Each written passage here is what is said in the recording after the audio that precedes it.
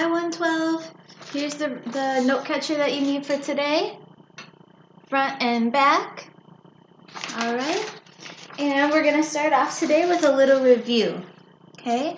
My first question is, and I want you to talk to someone around you or near you at home, which king and queen who at first refused to give Columbus the money to sail finally agreed to help him? Which king and queen finally agreed to help Columbus? What was their names? And what country did they rule? What country were they in charge of? Okay, now hopefully you remember from yesterday's read aloud that Columbus and his crew completed their long journey across the ocean. Remember that the trip took longer than expected and that Columbus and his crew were very relieved to finally reach land. They thought that they had landed in the Indies on the continent of Asia, but we know that they weren't actually in the Indies. Okay? Columbus was actually wrong about where he thought he landed. Today I'm going to show you where Columbus actually traveled and where he actually landed. Okay? Columbus thought there was only ocean and no land to the west, but he was wrong. Okay, here's a few more review questions. To which continent did Columbus plan to go? Where did he think he was going? Okay, but something was in the way. He landed somewhere else instead by accident. Okay, and in case you needed help with those, Columbus thought he was going to Asia, or the Indies, but he accidentally landed in North America and South America, and we live in North America. Okay? Now remember that Columbus had no idea that these two continents were there. And you're going to find out today that when he got there, there were actually people who were already living there. Okay? And because Columbus had never heard of the Americas, he thought that he was in Asia. That's important to remember. He thought that he was in the Indies or Asia, but he was actually in the Americas. And remember that we live in North America. Okay? Columbus called the people that he found living on the newly discovered land the Indians. Listen carefully to find out why he called them the Indians. Here we go. This is called Not the Indies. Christopher Columbus and his crew were proud and excited when they reached land. They thought they had crossed the mighty Atlantic Ocean and found Asia. They felt sure that now gold and rare spices from the Indies were within reach. They thought that the king and queen would reward them for their courage or bravery and for making Spain the most powerful nation in Europe. They told each other, "When we get back to Spain, we'll be rich." They had no idea that the people they would soon meet had never before seen Europeans. Columbus's men followed him onto the wooded island. An island is a body of land that is surrounded by water on all sides. The people of the island did not fit the descriptions of the people in Asia, but Columbus was still convinced that they had reached their intended destination. Okay, so think about this. Were there already people living there when they landed? So Christopher Columbus and his crew, they got on ships and they sailed on the ocean for days and days and days, and they thought they were going to Asia, and they landed in a different place. They don't know it yet, but it's a different place. And when they got there, were there people there? Think about it. Rewind if you need to. He declared, "We made it to the Indies," and he named the people of that island the Indians. Okay, so here's your first question. It says, what did Christopher Columbus call the people that he met? So you could say he called them because, why did he call them that? Because he thought he was in the... All right, write your answer down. Start with an uppercase letter, end with a period, leave finger spaces in between. Stretch out as many words as you can. It's okay if you accidentally spell things wrong. Parents, if you weren't able to go pick this up, it's okay to write it on a piece of paper too. Okay.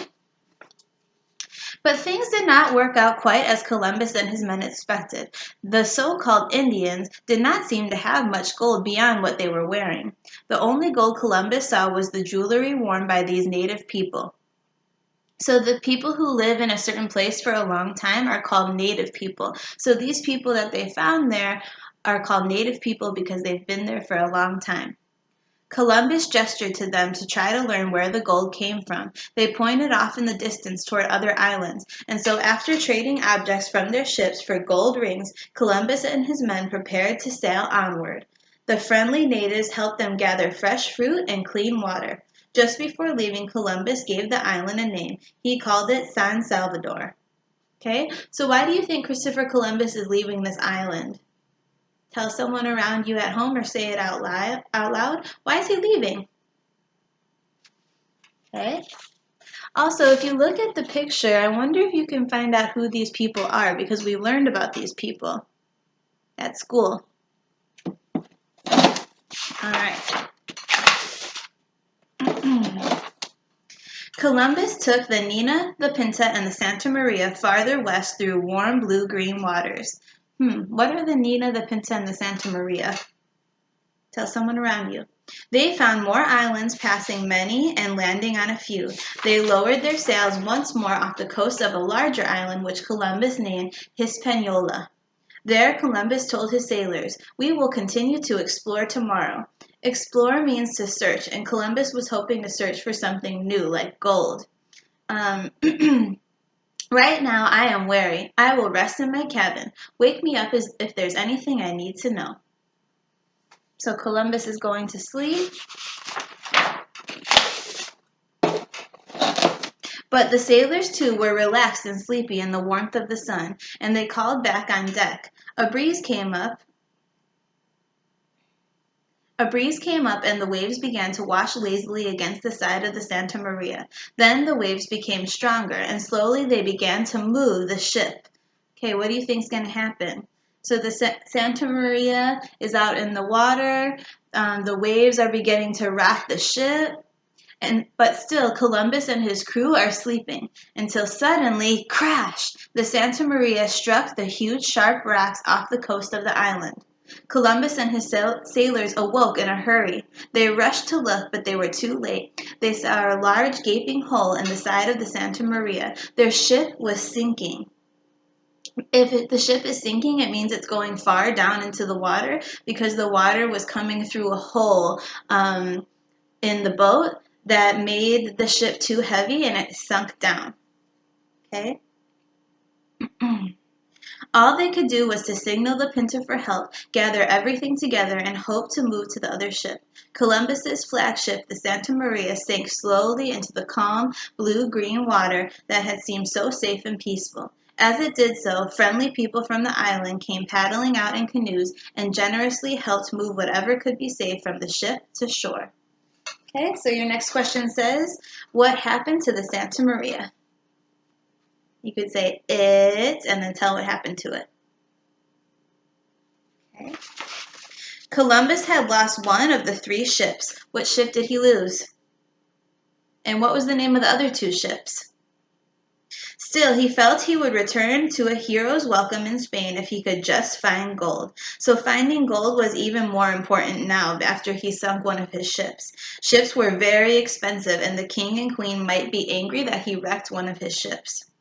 He noticed that the people who had been helping him wore more gold than the people on the other islands he had visited. When he asked them, using gestures and movements, they signed to Columbus that their gold came from high, heavily frosted mountains in the center of their island. So they had to gesture to each other. They had to use their hands and symbols because they didn't speak the same language. At last, Columbus had found a source for gold. He would start a gold mine in the mountains of Hispaniola. The native and the Spanish sailors brought wood from the wrecked ship ashore and built a fort. Why do you think they're building a fort? Tell someone around you. Columbus chose some of his men to remain there while others returned with him to Spain aboard the Pinta and the Nina. In preparation for their journey back to Spain, he traded objects from his ships for some of the natives' gold jewelry, and he put the gold jewelry into a chest to take back to Spain. Columbus and his sailors gathered unknown fruits and brightly colored tropical parrots to show to King Ferdinand and Queen Isabella. Okay, so your next question says, what did Columbus want to bring back to show the king and queen? What did he want to bring back to the king and queen? So you could say he wanted to bring, and then finish the sentence. Okay.